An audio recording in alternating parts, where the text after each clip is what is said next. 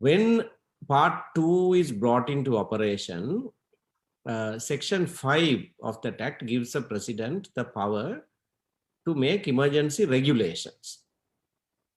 Now that is done by the president all by himself, and that doesn't come for approval to parliament. That is placed in parliament for information. So it's a state of emergency, the declaration of state of emergency, that the parliament must keep approving. President making regulations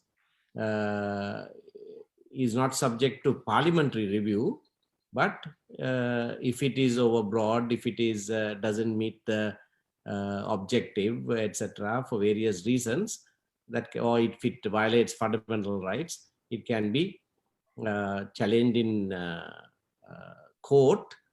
But in our constitution, Article 15(7) says emergency regulations are also law for the purpose of that particular article, which provides that by law you can restrict the operation and exercise of certain fundamental rights.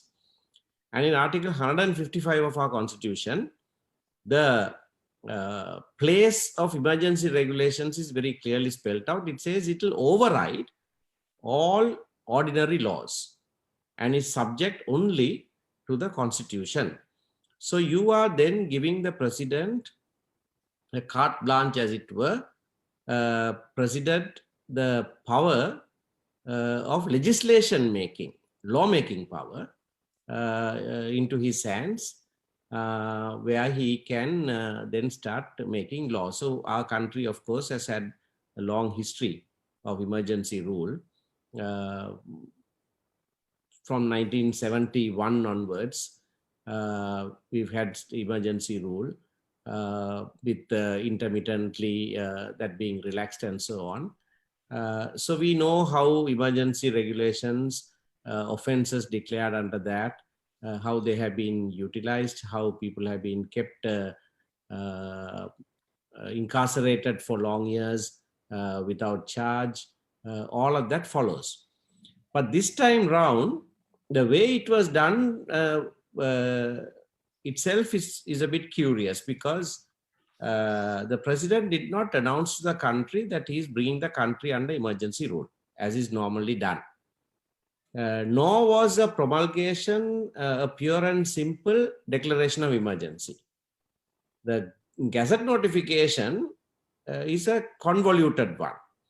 It says under part 2, under section 5, I can exercise these powers, and there is a necessity to make regulations for the supply of food and other essential services. That's what it says. So first flush, it looked as though, you know, something that people are experiencing, food shortage, particularly sugar, etc. And the government is doing something good, using emergency or rather using essential services and some kind of powers to regulate that.